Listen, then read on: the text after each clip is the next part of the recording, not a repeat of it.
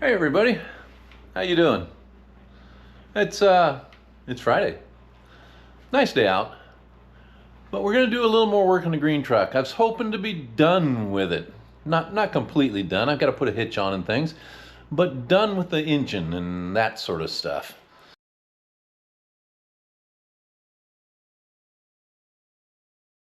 But it just hasn't been running right, and I wanted to take you guys out for a good run in it. But when it's running right, and the reason seems to be carburetor issues, kind of associated with the fact that I wanted that, muscle car sound to the motor. I wanted it to have that thumper, idle. And so I did get a thumper cam for it. And yeah, it sounds super radical. It's not. It's one of the bottom of the shelf cams. See if I can get this hood open here. Oh, it's got a safety latch like modern cars. Way back in 1946. Okay. So way under there is the dual carbs, which you guys have seen before. And that's a lot of carburetor for this engine. And with that thumper cam and the no vacuum and idle, it has just been a bear to tune. Now, keep in mind that my Nightmare Mustang has ran dual carbs. Well, a few years ago I put fuel injection on it, but dual carbs for the last 30 years, 40 years actually. And I tuned them really well. We drag stripped it a lot. And it was also very well mannered on the street, even with the bottom of the page lump stick from Lunati. It idles better than this thing does. So that thumper cam has been causing a lot of issues. I either have a good idle fuel mixture and super rich going down the freeway, or I have a really good freeway air-fuel ratio. I have an air-fuel ratio gauge on here and an absolutely terrible idle. Or I have the lean stall through the transition phase when I'm going from idle to acceleration. And with the two carbs on there, you only need a little bit of throttle blade opening, to be going. And so you're running on the transition slot of the carburetor, which I'm not sure if you guys know what that is. I have a carburetor. I'll show it to you here. Let me grab this one.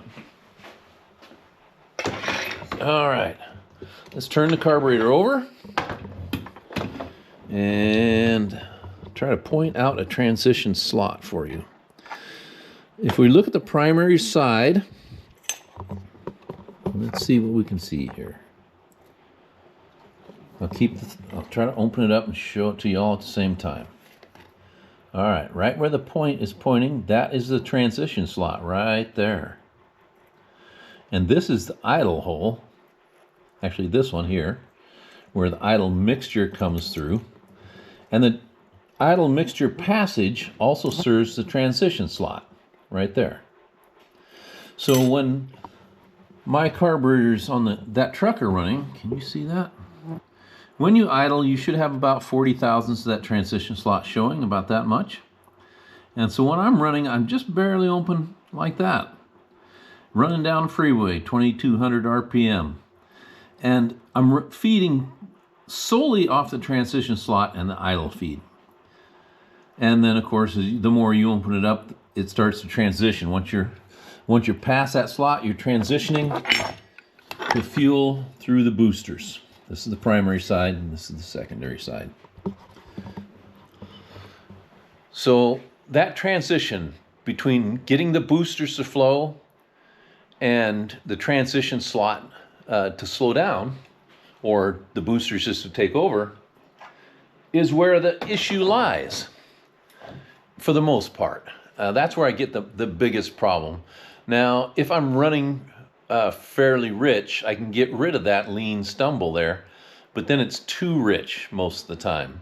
It's fine for the transition, too rich for cruising. It's way down in 12s while I'm cruising. or even 11s, and that's way too rich. So I switched carburetors from 600s to 450s because the smaller venturi, which is this opening right here, that's called a venturi. With the smaller venturi, I have greater airflow, so a better signal in the boosters. It starts pulling from the boosters earlier. And that has improved things a little bit, but I still have an issue. And what is going on right now is it's just pig rich. It's just super rich. And but it idles at the right mixture. And the idle screws are very adjustable, works good. Still got the fly in here.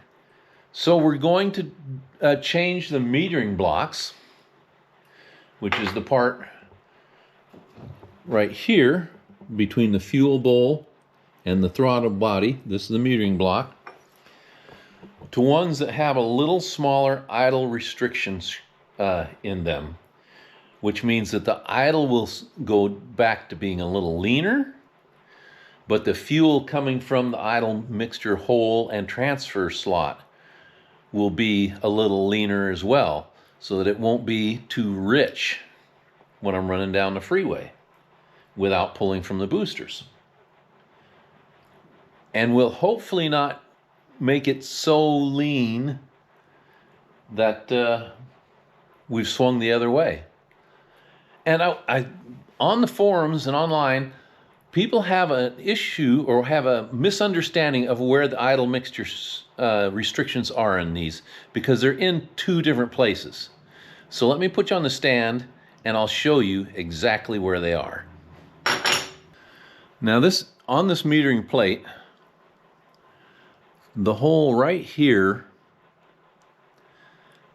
is where the fuel goes into the idle passages from the float bowl. And you can see it's a big hole. So you're going like, man, where is the idle feed restriction?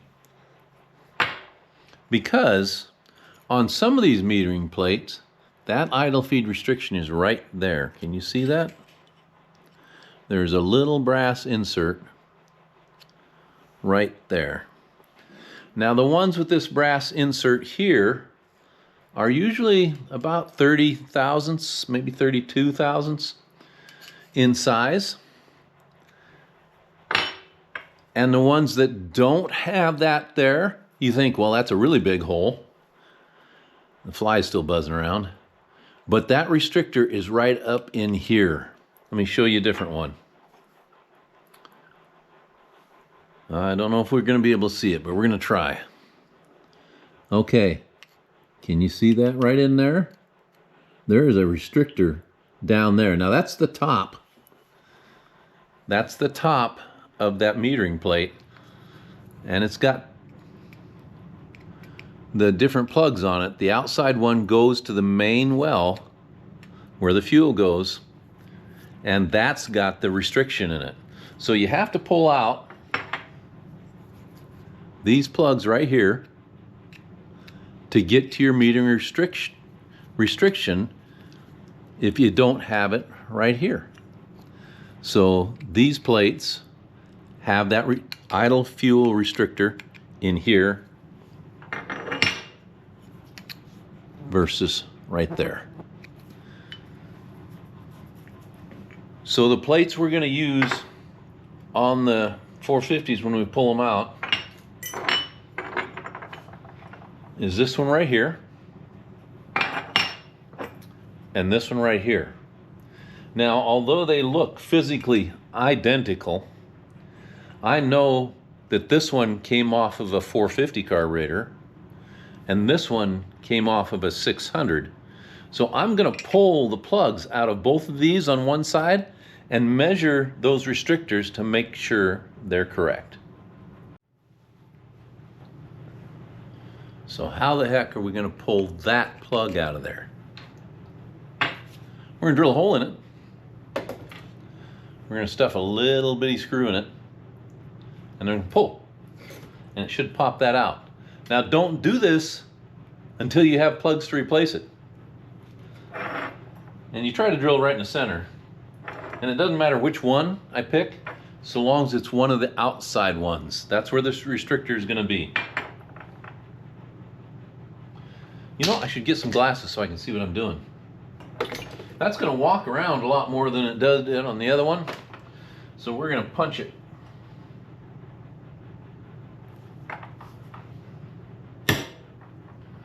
Dead center. Keep the drill from walking around.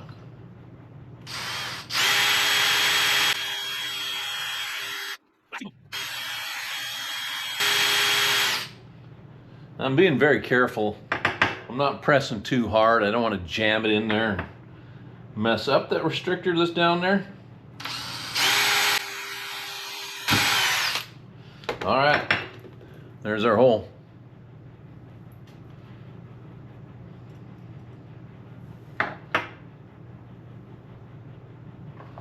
See if we can get that screw down in there a little bit.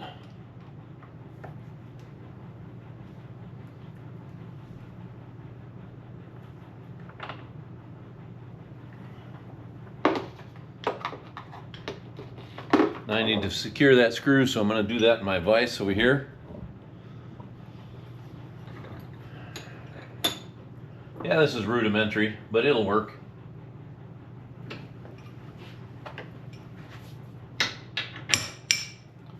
There we go.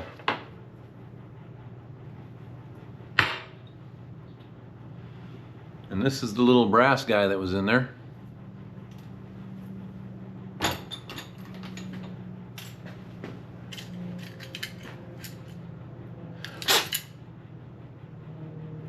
It's a good thing I opened it. There's actually crud in there. I'm going to go to my compressor and give it a blow. Okay, now we've blown, I don't know if you could have seen it before, but we've blown the crud out of there now. And I'm going to measure it with a drill tip cleaner. Hopefully I've got one that goes down that tiny, because it is itty bitty. We'll fold all these in and just grab the last few.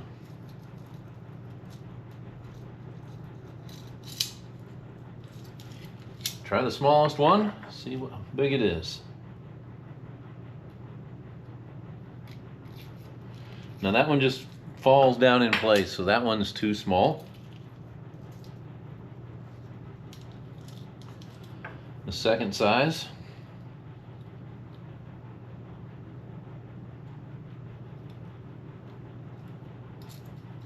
May be what we're looking at.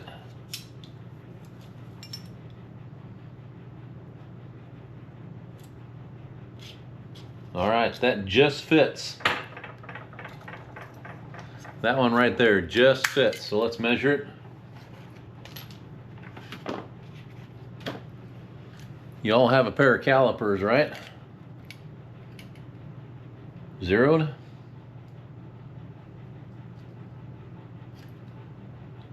Boy, that's a 20 thousandths.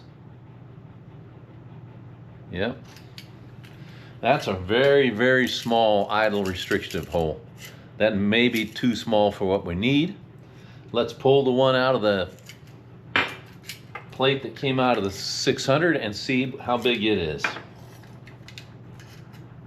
Now right now, the one that is in the carburetors on the truck are 32 thousandths. So that's a big difference going from 32 to 20.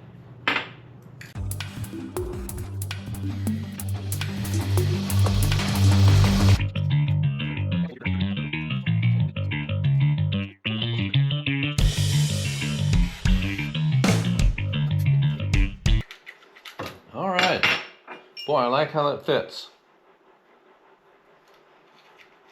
Just, yeah, they're good. Just use the little knurls. Can you see the knurls on that? To smooth it out. I'm gonna actually pull this one off and see if there's anything underneath that one, since there was crap on all the other ones.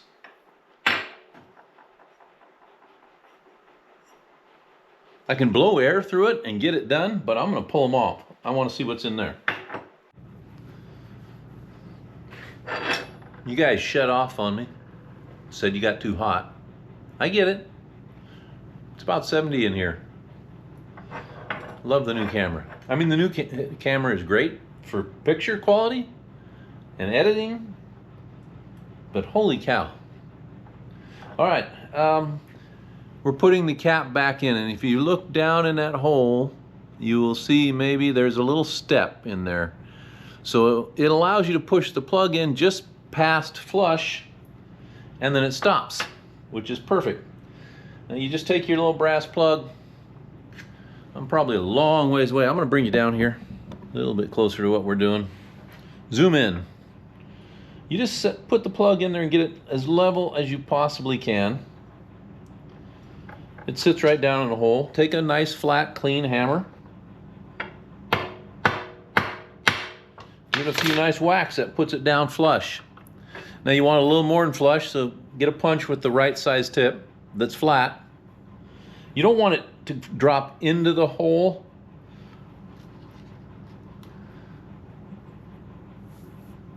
You don't want your punch to go down inside that cup. You want it to push on the outer edges. If it goes down inside, when you drive it in, it can kind of pull the cup together like this, and then it won't be tight. So you just want to push on the outer edges. And this is kind of an overkill punch, but it is the right size end. And with a few taps,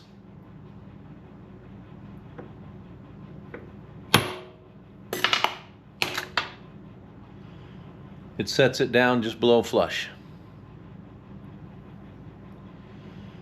Now, if you really feel that these are going to come out, Holly kind of took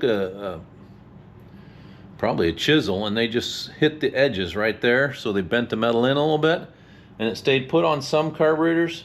That's not necessary on this. Those are going to work just fine. All four of them are in.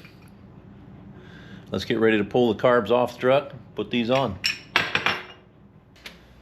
Let's get started at this. The first thing we're going to do is get the air cleaner off. That's no small feat in itself, just because it fits so tight up in there.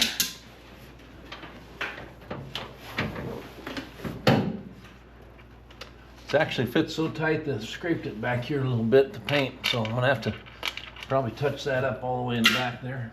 The filter was stuck down. There we go. All right. Let's put that over there. The bottom. Right on top of it. All right, now we only need to remove one carburetor in here. Man, my head get right in the way. You can't even see them, can you? See if I can reposition the light.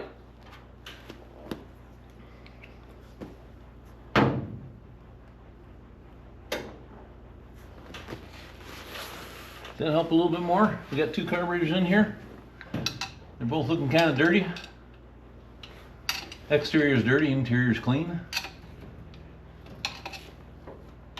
I got the rubber hose off without it tearing. Good. Gasket's on there good. We're just going to leave it. There's actually a little bit of yellow residue you'll see. That's from the extinguisher. We had to use an extinguisher on here to stop a small fire. Yeah. That was scary. Oh, I'm going to grab some rags. I don't think we're going to spill much gas, but we might as well put a rag into there and try to prevent it from happening.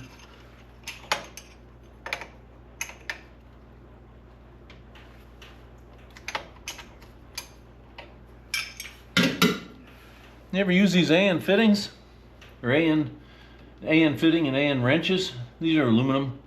They're not supposed to scratch these up. You know, I found they're kind of unnecessary. I've never had much problem with using steel wrenches.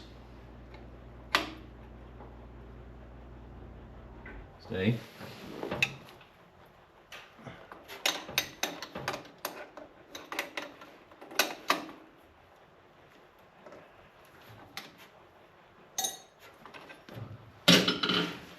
I don't have an Allen wrench that's the same size as this one over here. And it's no worse than this one right here.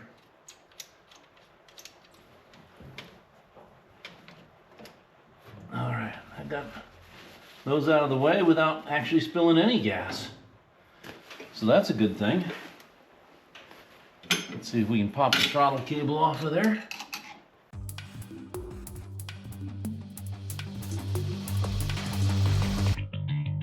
Carburetor base plates are really easy to warp. So don't just go on doing one bolt, a whole bunch, one of the four, and then go to the next one and do it and do it, and the base plate will warp. Take them each a little bit. Now that I've got all four loosened a little bit, I'm going to give this one a little bit more of a turn. Come back around, a little bit more of a turn. Come back around, a little bit more of a turn. Slip off occasionally, a little bit more of a turn.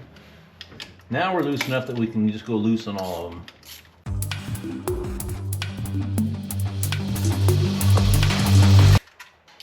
One of the handiest tools ever invented, magnet on a stick.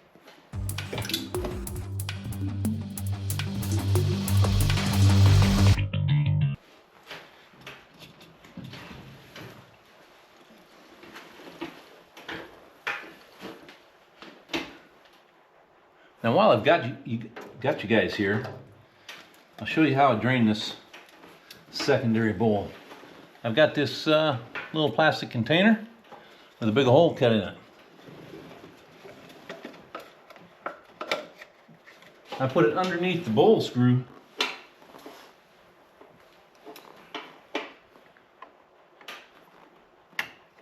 And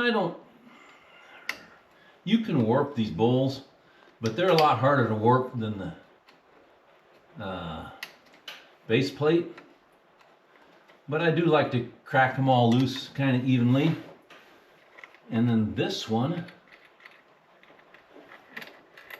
is going to pour the fuel out into that plastic container.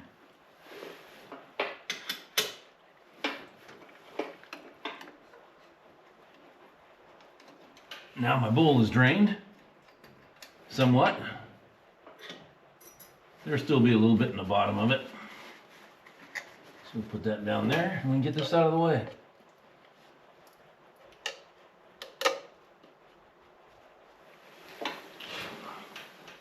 Isn't that pretty fuel? Kind of nice and clean and easy. We'll put that down there because there will be some residual fuel.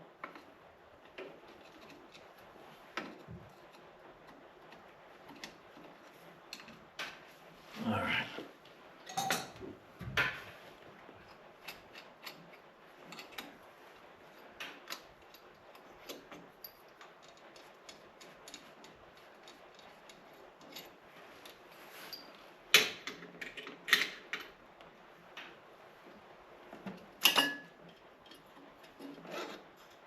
Alright, now notice on this end there is no plastic washer.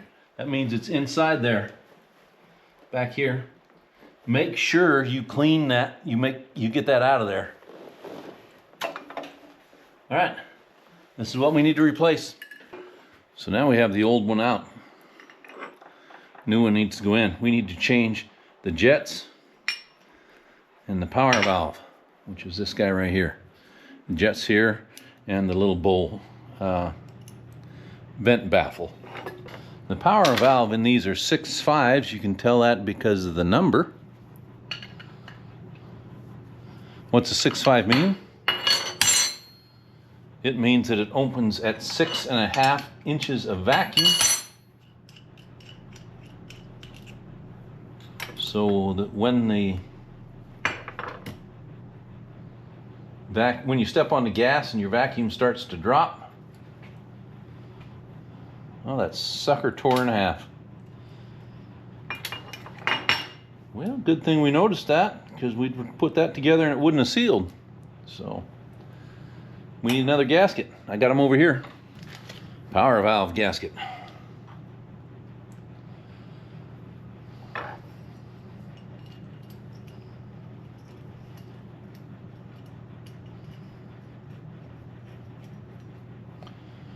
When you put these down, you want to make sure that power valve gasket does not get off center.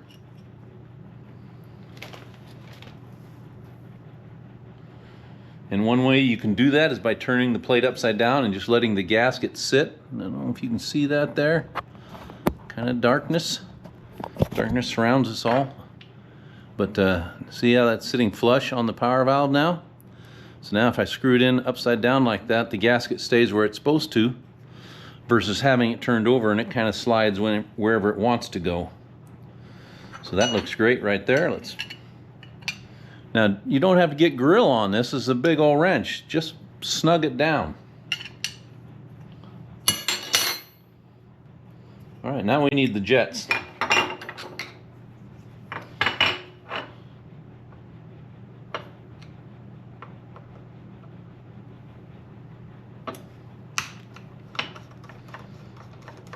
And I believe these 400s are supposed to have 57 jets in them.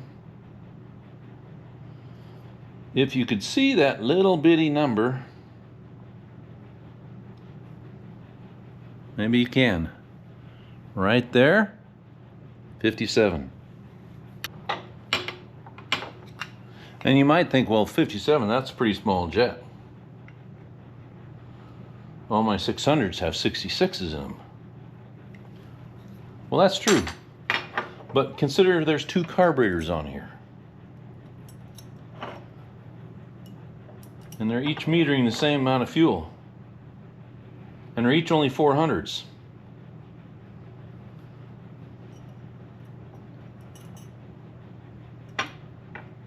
Therefore, 57s for the Venturi size and the booster size and the improved signal we have, that should be pretty good. And remember, I was burning rich with 57s.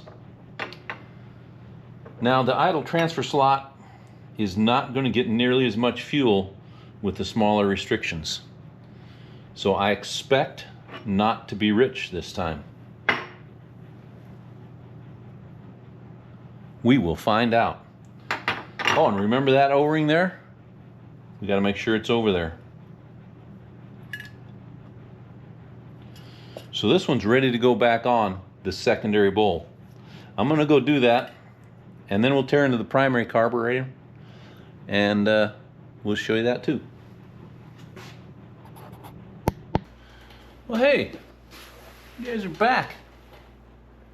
You got hot again. Ah, you just gotta love them. Electronics. GoPro gets hot in 70-degree weather. Or 68-degree weather, whatever it is. It's probably up in the 70s in the garage here. It feels a little warm.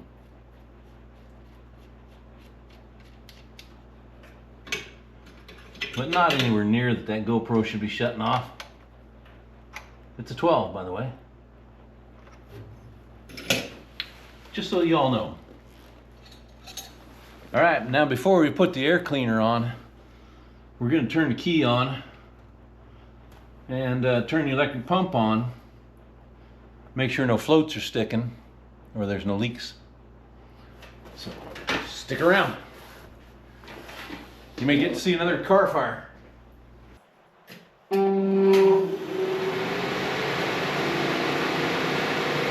Fuel's flowing. Is it leaking? Yep, right there.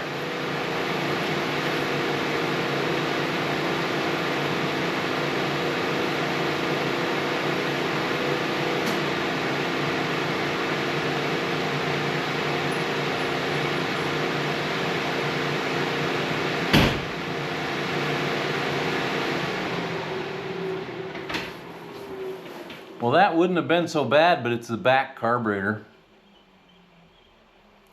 I can't get to that float bowl and replace that O-ring. Remember that one back there? The one that fell out? I had another one. I put it in there. Yeah, it's leaking. Pretty good. Yep. Well, it's the next day, and the leak has stopped. we put a new O-ring in there, the third one, and it's not leaking, so that's a good thing. But now we got to fire it up, set the idle mixture, and of course we're going to do that with little screws on the side. We'll show you that when we do it. And we're not looking for the best idle while it's just sitting here. We're looking for the best idle when it's in gear. So I'll have to be getting into it, putting it in drive or reverse and idling it, and looking for the best idle there. We'll also be watching our air-fuel ratio, because we don't want it idling at 11 to 1 or at 15 to 1 or something like that. We want the idle to be, because of the heavy overlap in the cam, I would say we want it to be about 13 and a half, maybe down to 13, but not way down in the 12s. We just want it to idle somewhere in the 13 range. If it bounces up to 14, that's fine. If it drops down to 12.5 for just a little bit, that's fine, but somewhere in the 13, so we're not fouling plugs. And then we'll have to take it out for a trip around the block or down the freeway, more likely, and make sure that our mixture is right there. If it's wrong, then we're looking more into power valves and jetting, which are usually only affecting when we've got a load on the motor. So if we're just cruising, we might change jets if the air-fuel ratio is wrong, or we might do air bleeds, but that's yet to come. So let's fire it up and find out. All right, fire extinguisher's there. That's a good thing. Let's get up in here. We may need to give it a little gas. Ignition's on. This is the original ignition switch and key. So I think that's in steering column, wheel, all that. I really like having the original stuff here. We're gonna give the fuel pump a little go to make sure there's fuel in the... We don't need the electric fuel pump, but it's nice to prime. All right, we're fired up. And we're dead.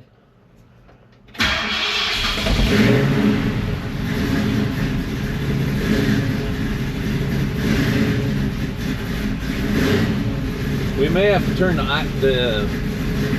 idle speed, the throttle screw up a little bit.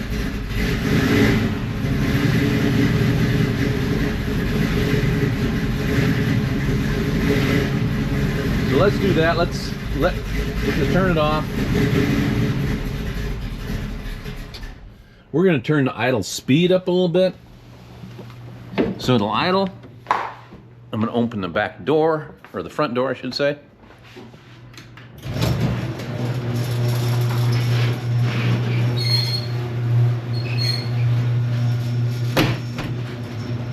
Let's find the right screwdriver. See if we can't turn the idle speed up a little bit. So the idle speed screw, as we get you in here, is this one right here, and the same on the carburetor and back. But because the carbs are linked together, I only need to turn one of them. And we're gonna go for the one in back, if I can reach it. The air cleaner is so low it makes it difficult to reach them. And I'm actually trying to use the light on the camera to see the screw a little bit. Maybe try a thinner screwdriver.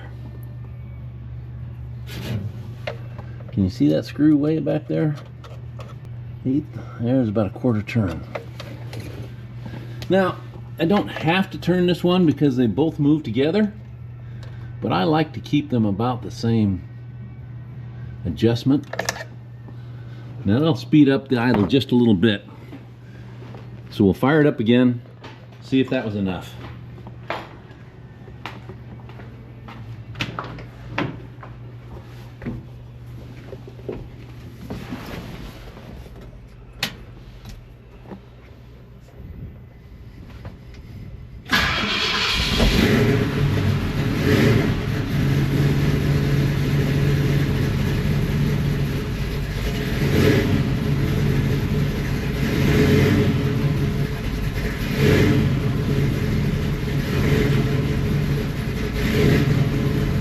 I'm also pulling out the choke just a little bit because it's got a ramp on the choke that should help. get us to a nice idle. There we go. But looking down here, this is our air-fuel ratio. Now see, it's way high. 15s is too much.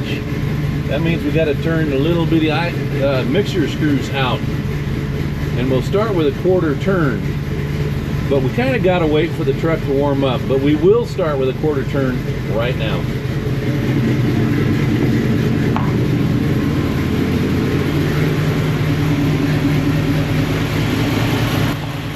So the first mixture screw we're going for is this one in front.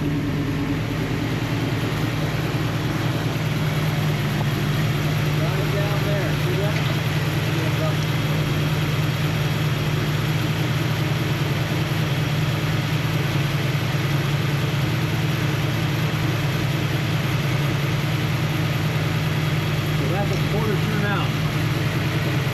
Well, the screwdriver fell down there somewhere, so we're going to have to go after that one. Hang on.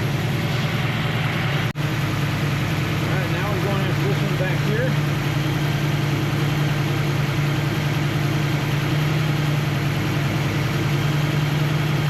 I can hear the RPM speed up as I turn these, so I'm going in the right direction. See this one right here?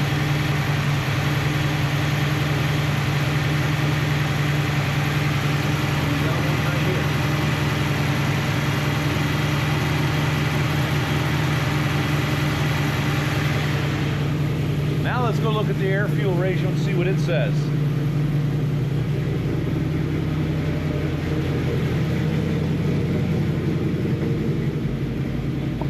Now we're down at 13.5, 13.6. That's right about where we want to be. Idle speed's a little high though. Let's push in that choke.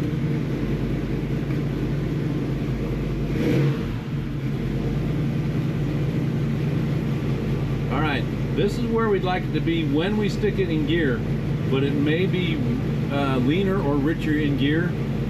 Then we definitely have to slow our idle speed down now that it's warmed up.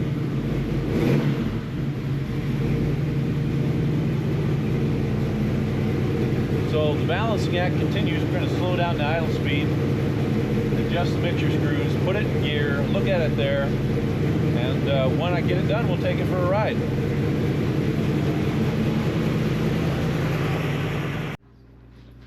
Let's take her for a run and see how we did. All right, we're going to get her fired up here.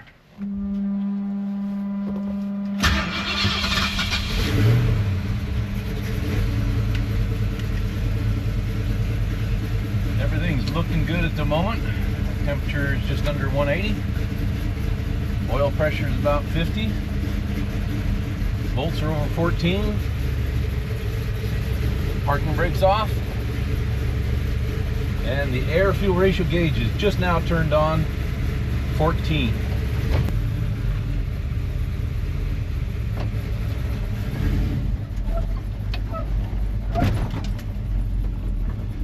Prepare for a bumpy ride. All right, here we go.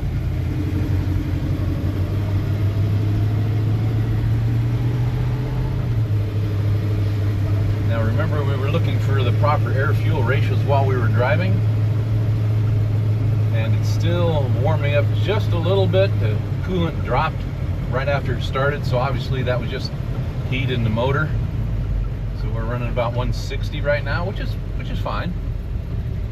Our idle is just a little lean.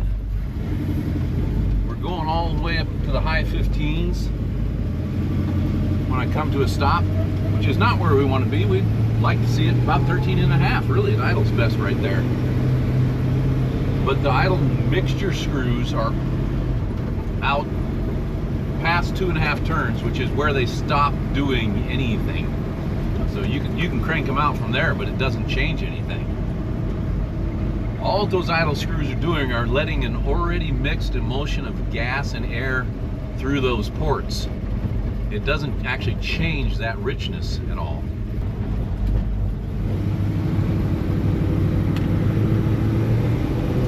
Alright, the one problem I'm seeing that we're having now, and we had before, but much worse, with a slight lean spot between the transition slot and the booster. So that means when I'm just off idle, we're on the transfer slot, and then as I go down further, we switch to the boosters in the carburetor, which I showed you on the video, and there's a slight lean spot there. But after that, to make sure it gets good, put up my windows. They're powered, by the way, powered by human cranking.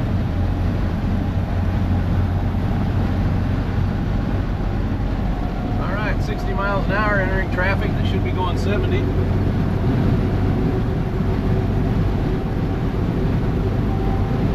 can take a look at the dash here. Everything's about where we want it to be. Our mixture right now is at 13.8. Or air-fuel ratio, I should say. Now, I've talked to you guys before about this Intellitronics dash, and you can see this number is frozen. That's why I don't recognize this dash, or recommend Intellitronics, at least this dash. The numbers freeze. It changes and it freezes. It changes and it freezes. There's no way I'm holding the RPMs that steady. In fact, I'm lifting a little bit at the moment. And there you see it change. All right, we're getting into some heavy traffic, and so we'll get through this and maybe do a little romp on it. A lot of traffic out here, a little tough to give you any sort of go juice, but we'll try a little bit.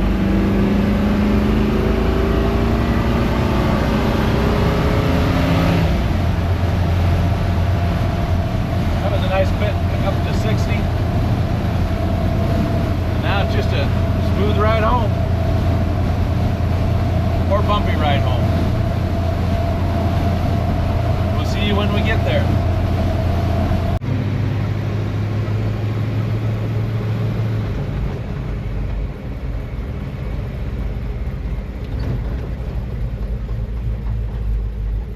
Gonna swing wide so we can get in over the edge of the curb and the trailer.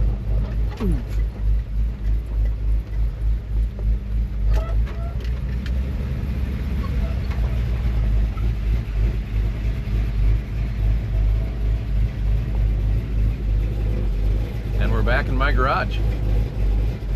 Thanks for watching. Like, subscribe, and we'll catch you next time.